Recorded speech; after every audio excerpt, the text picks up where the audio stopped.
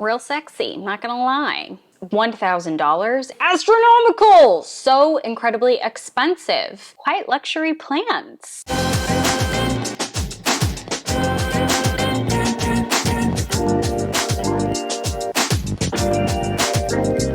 Hi everyone, welcome back to the channel. It's Carmel Marceline, and we hyperfixate on plants here. Hopefully so do you, which is why you're watching. But you know, in today's video, I thought we could do things a little differently. I want to talk about quiet luxury. And yes, quiet luxury, for those of you that don't know, is essentially very luxurious items, mostly in fashion, that are made of the highest quality materials, which means it's super expensive. But it's understated. It's sophisticated even, so goodbye logomania. And you know what? I thought we could do the same thing, but for plants. I am going to share 5 quite luxury plants. Ones that may be on your wish list, may not be, but we're going to talk about their origin, why they're so expensive, what the market value is today, and of course, how do you take care of them if they are indeed in your collection? I will preface this by saying I have none of these in my collection. I feel like that's very indicative of me, but we can still enjoy them. And maybe, who knows, maybe I'll add them to my own wish list. So let's get into it. Plant number 1, a Philodendron Spiritus Sancti. This gorgeous aeroid is probably already on your wish list. It is one of the uber rare philodendrons out there on the market. So hard to come by.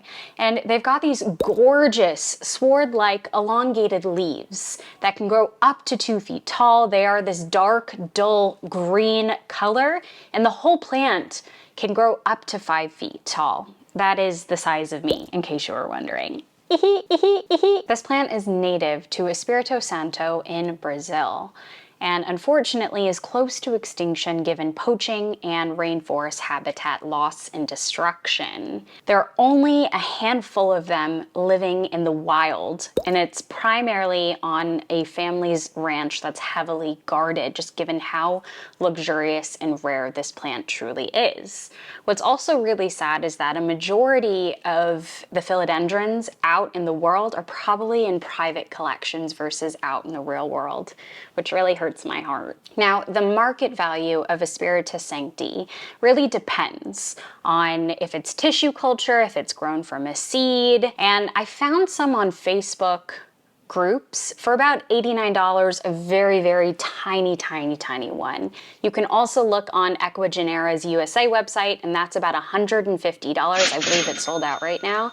Or if you really want a fully mature one, be ready to shell out at a minimum $2,000. If you want your plant to survive and thrive, it's best to recreate its natural habitat. These plants in the wild will grow onto trees and swoop back down onto the ground. Give it really well-draining soil, so think of adding soil amendments such as orchid bark, perlite, etc.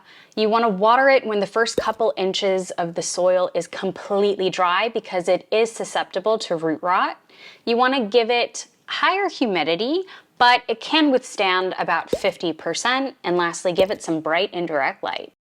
Plant number 2, an Anthurium Delta Force. This is a special hybrid between an Anthurium clarinivarium and an Anthurium pedata radiatum.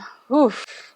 I've been practicing pronouncing these words for the past 10 minutes. So if I was wrong, don't at me. And it was hybridized by Marie and Steve Knock of Ree Gardens in Miami, Florida. The top of the leaves have this curved arch that closes down very narrowly to be like an arrow. And what's interesting is that not all hybrids using those 2 plants I mentioned earlier are Anthurium Delta Forces. People have tried to cross these same 2 Anthurium together to try and recreate the Delta Force. None have been successful, not even the creator themselves. In order to have a truly authentic Delta Force, you need to have one propagated from the original specimen. This is why the price for this marvelous plant is astronomical, so incredibly expensive. At a minimum, if you want the real thing, $1,000, and if you want something that is more mature, larger, good luck. It's about $7,000. Now, if you're lucky to have this in your collection, how do you take care of it? Well, you need to make sure you're giving it well-draining soil. Any kind of aeroid mix will do. You want to water it when the top 1/3 of the soil is completely dry. The soil likes to be a little moist.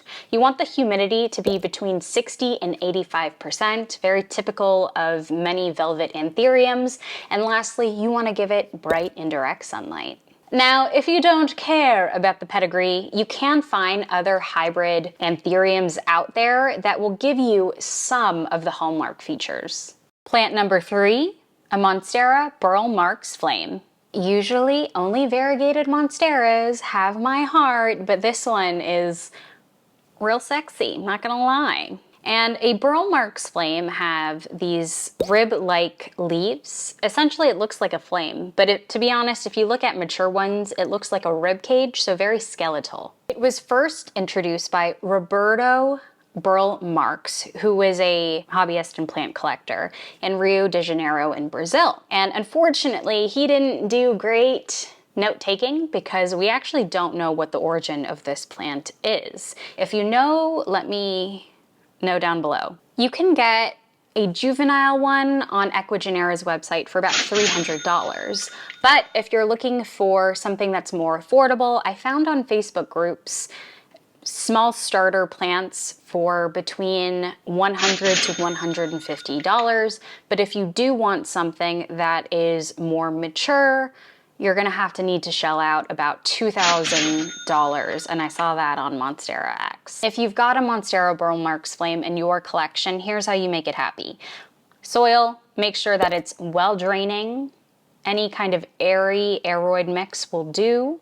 You want to water it when the top 1/3 of the soil is completely dry. You want to give it between 60 to 85% humidity. And lastly, you want to give it bright indirect light. Plant number 4, a Philodendron Whipple.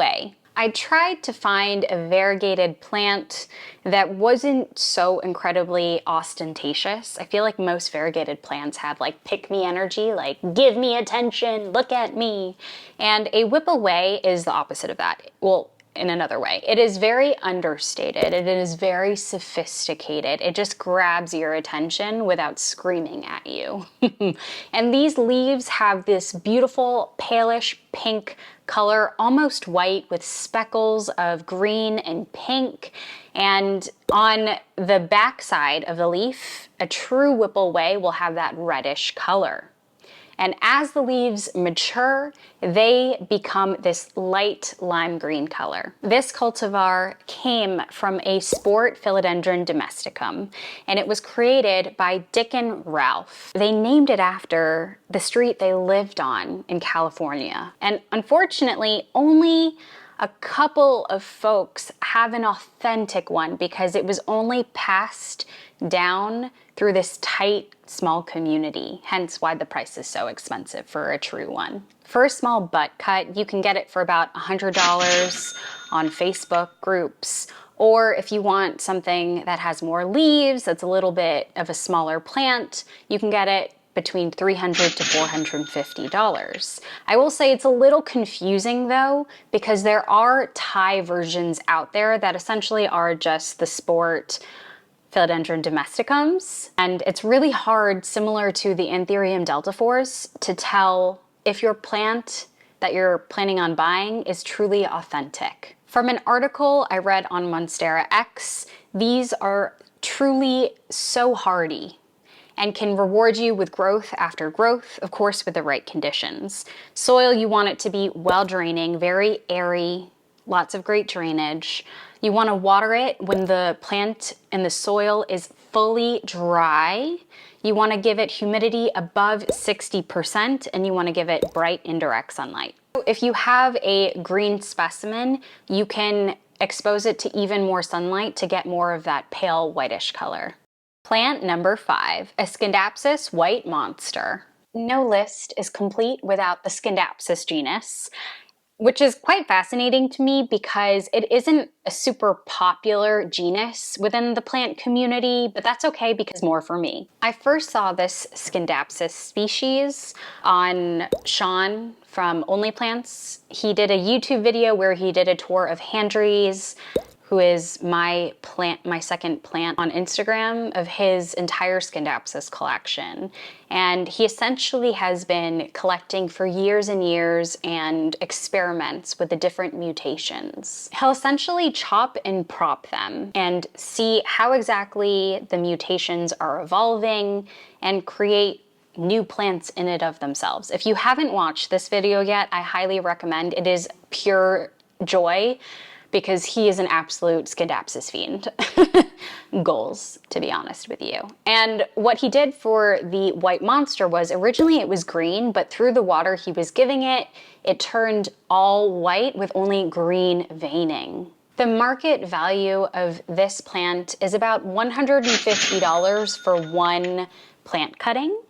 And if you want even more white variation, the higher the price is going to be. Personally, I couldn't find much in terms of care instructions on this specific species, but I'm assuming it's quite similar to other Scindapsus, which means you want to give it well-draining soil, water it once the soil is fully dry, humidity above 60%, and bright indirect sunlight. Personally, I would give it a lot more sunlight, especially if you want to maintain that white variation. There you have it. Those are 5 quiet luxury plants. I will say this roundup was a little bit more challenging for me to create because most expensive plants out there in the rare plant market are extremely variegated and super ostentatious, not the most understated, if you know what I mean. But if there were certain plants in today's roundup that spoke to you, let me know down below. And if you liked today's video, hit that like button. It would help me and the algorithm so very much. If you want to see more videos like this, hit that subscribe button and ring that bell so you know every single time I post. And with that, I hope you have an amazing rest of your day. Thanks for spending it with me, and I can't wait to see you in the next one. Bye! See ya! Later!